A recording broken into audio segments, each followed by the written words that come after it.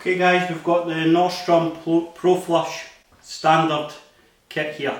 Now we got this from Dan at Norstrom to give it a try. I've had it now for about 2 weeks.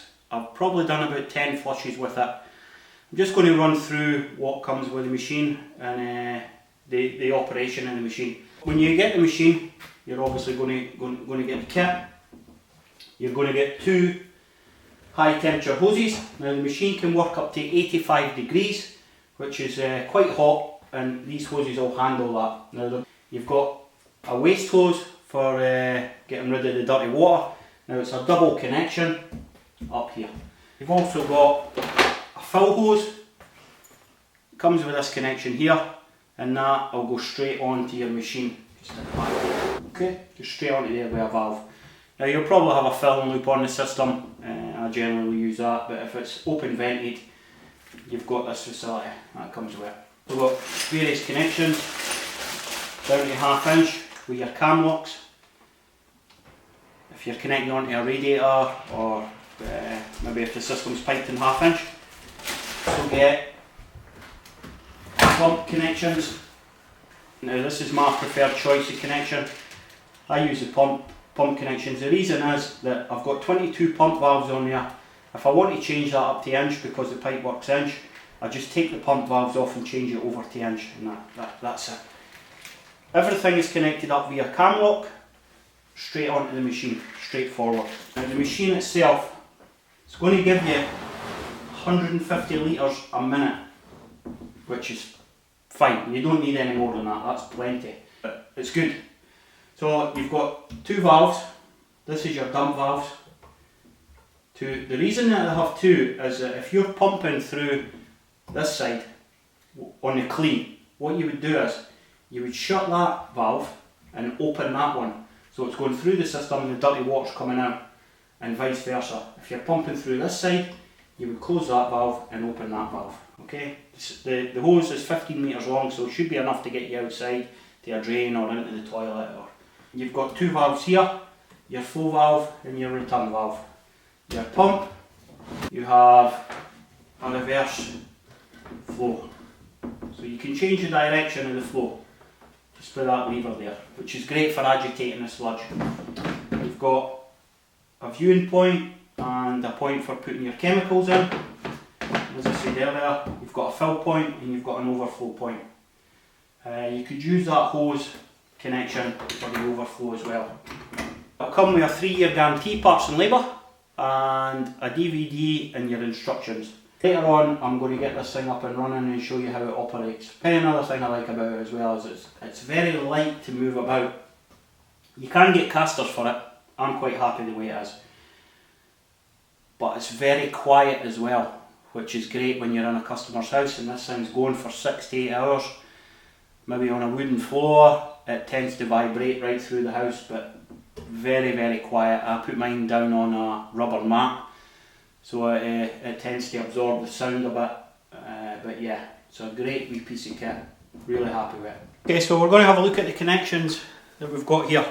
These 2 connections are our dump, so you're going to turn them off, make sure they're off, because obviously when you put the machine on, the water's just going to dump out. These 2 connections are your flow and return. Now obviously these need to be open, so we're going to leave them open. We've got our 2 high temperature hoses connected up with a cam lock.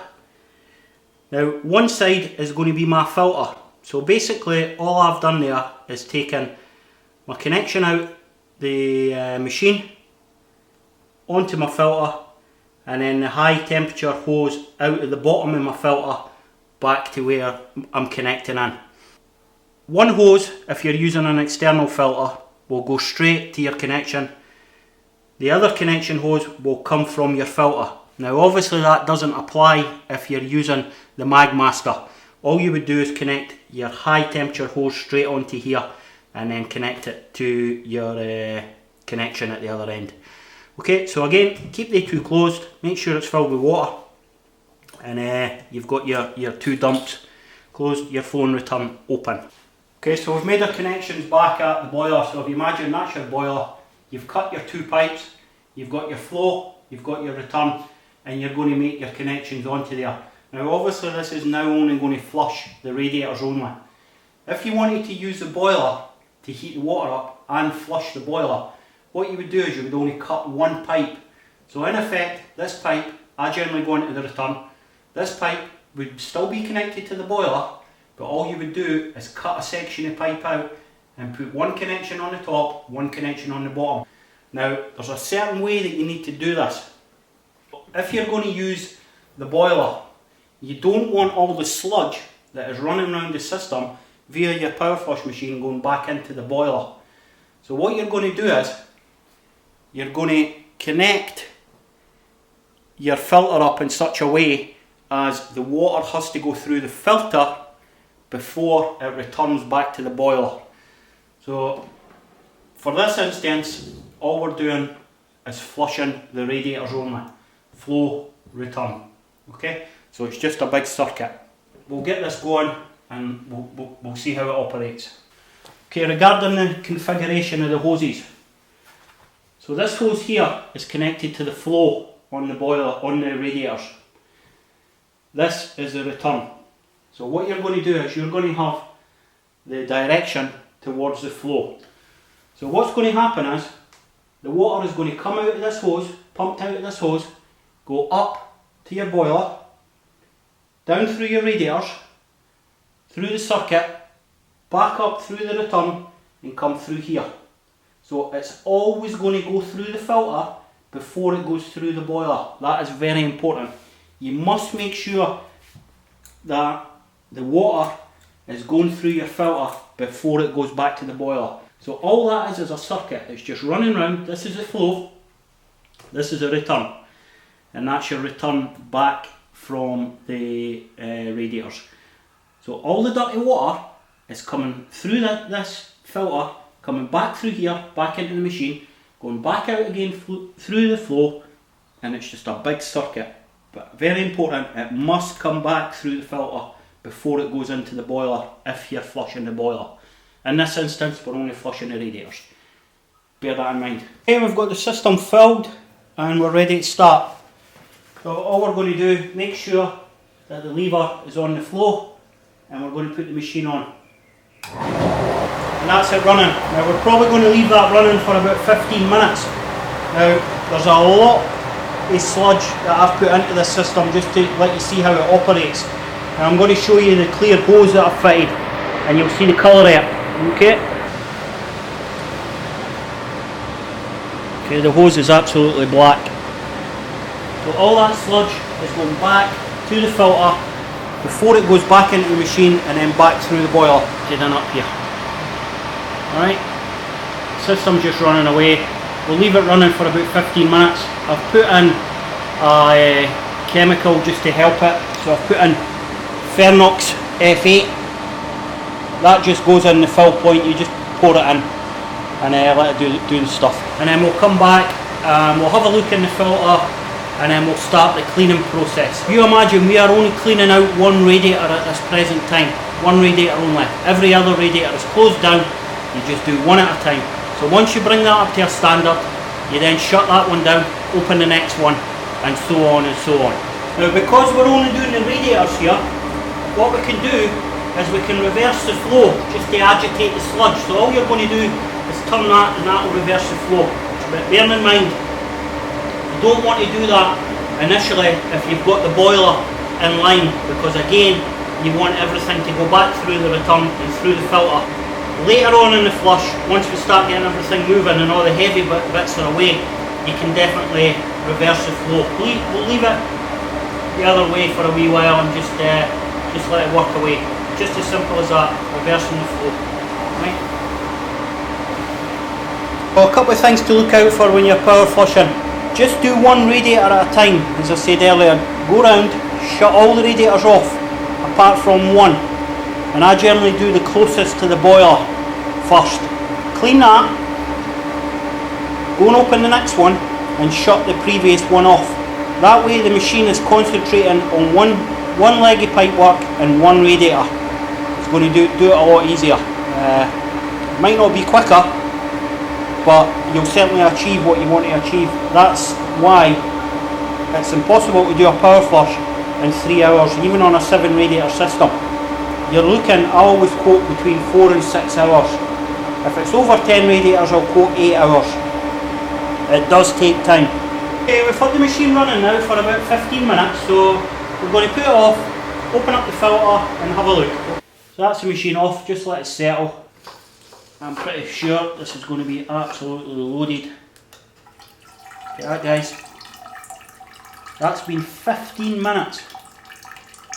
And that's pretty much cleared the sludge out that I put in there. It just shows that the machine does what it's meant to do if it's used correctly and fitted properly.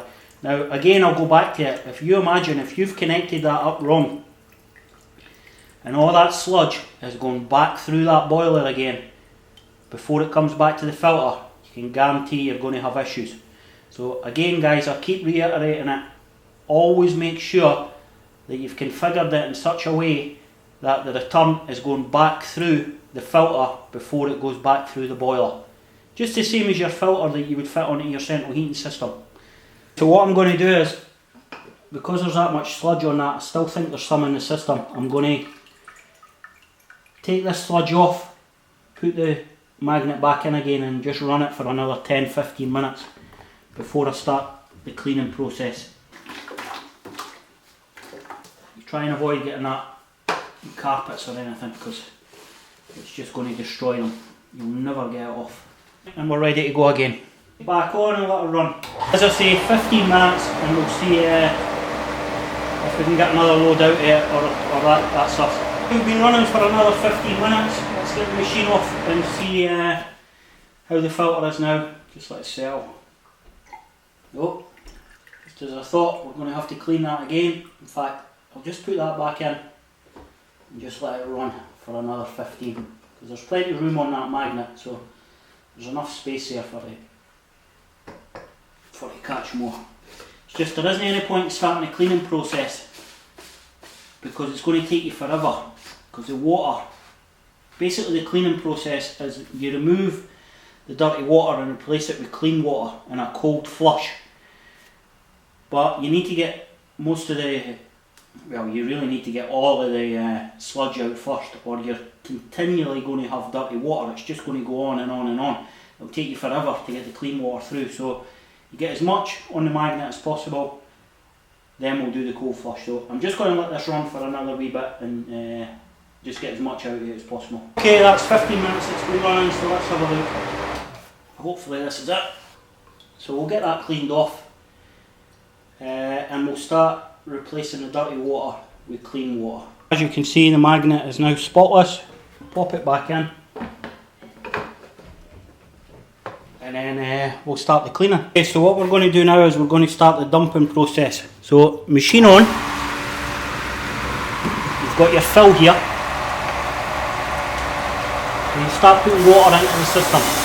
Just let that fill, and then what you're going to do is, so you've got the machine pumping that way, so you're going to dump out of this side, yeah? It's the opposite side that you dump out. As you can see, the water's starting to run through there, it's manky, alright, and that'll just run into the drain. Now you've got to watch with this, so what you want to do is you want to find a balance, so you're putting in the same water as what you're taking out, otherwise it's going to overflow. We've got our overflow connected, so it's not the end of the world, it's not going to flood anything. Just be aware of that, and it's something that you need to monitor. Again, one radiator at a time. Get it clean, check the water outside, make sure the water's clean, then move on to the next one. Now the first one is going to take the longest, but once you get the first radiator done, the next one will be a lot quicker because you've got the water in the machine's clean, the water in the pipework's clean. It's just really the radiator that you're looking at. That seems to be running quite sweet. It's not filling up, it's emptying. Now this is what's called the cold flush. I'm just letting a wee bit too much water out there. Yeah, okay, we'll go with that. So what we'll do now is we'll go outside and I'll show you the water that's coming out the system. Got company with the two dogs. So there's the colour of the water. Now, what you want to do as well is you want to check to make sure you've got all the small pieces of magnetite away on the cold flush. So you get your AD magnet here, and just pop it under. Now, as you can see, still sludge on that, so you have to just keep cleaning until you get everything off, and that comes back clean. Okay, you can now see that the water is clean. Got a tinge of yellow, so could probably do with another 10 minutes or so, but we'll just check the stick. Yep, go with that. Spotless. Okay, we've now got the system clean, so what we're going to do is we're going to turn off our water supply and we're going to dump. So you just empty the system and the sound will change when it's emptied, you'll hear it. Bear in mind guys, when we're doing the cold flush, the boiler is off. Make sure the boiler is off. Cold flush only. That way you'll feel the cold water going through the radiator and you know that it's reaching up every part of the radiator. So all you're really doing is reversing the process. You're going from a hot flush to a cold flush, and that's it empty. You can hear the noise changes. And that's basically the flush done. Hope you enjoyed the video, and subscribe, have a look at us on Instagram. We're always putting up stuff about power flushing. But yep, that's the Norstrom and the general workings of a power flush.